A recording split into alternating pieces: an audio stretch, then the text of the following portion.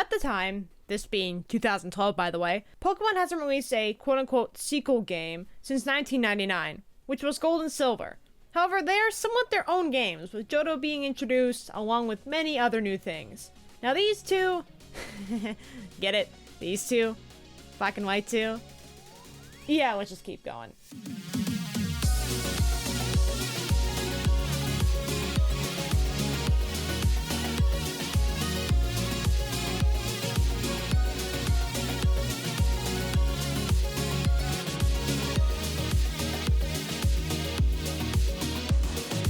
Pokemon Black and White 2 were released in 2012 on the Nintendo DS. Wow, really wanting to milk everything out of the DS, huh, Game Freak? But how well do these games hold up? Do they make good sequels to the original Black and White? And do they end off the DS era on a good note?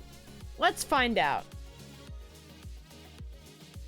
So, I can't say much to graphical improvements because it's the same build, and it was made in the same gen.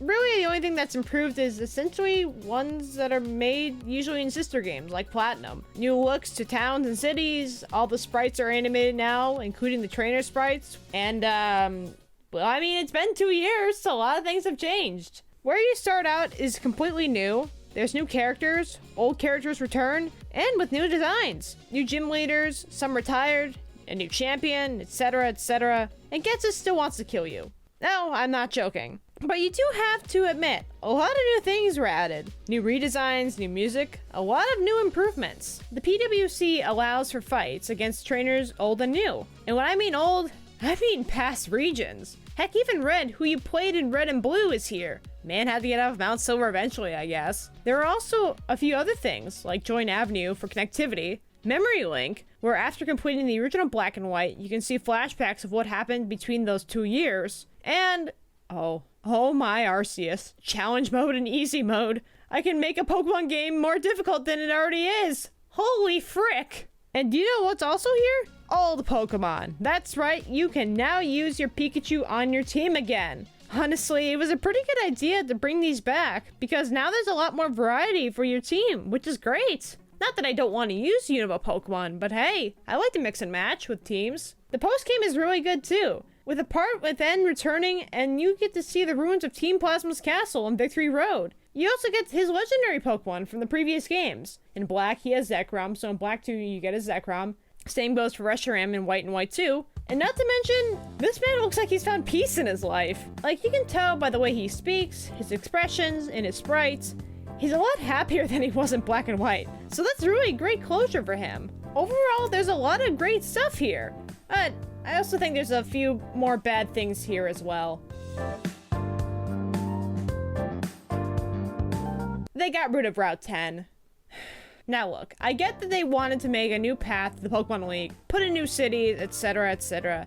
But did you have to get rid of this? This is the only place in the game where one track plays, and it's so good. Granted, you can hear the music from someone in Icarus City, but you can only access this house in the wintertime because of the snow. Also, the explanation for this is a landslide from Victory Road, and now it's closed off? Please, it had to be the castle. They just didn't want to say Team Plasma caused it. Once again, a great portion of the region is inaccessible until post-game. This time, it's a few towns in the area where you started off in the original Black and White. Kinda sucks, but you know what? Black and White 2 did a better job at it than Black and White. And again, makes for a decent post-game.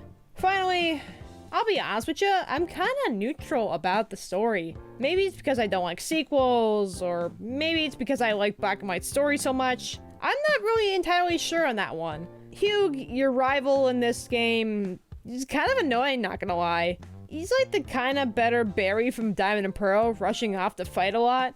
But he eventually learns that things change, so it's something at least. Your role as a player in this game is vastly different than Black and White. You're not destined to fight N, you're not questioning what's right and what's wrong. You're kind of just got thrown into the mess. You're stopping Team Plasma from destroying the region, which just sounds like previous games where the world is going to be destroyed. And really the only reason you're in this role is because the main character in Black and White is gone. They're gone. No one knows why. And no one knows where they are.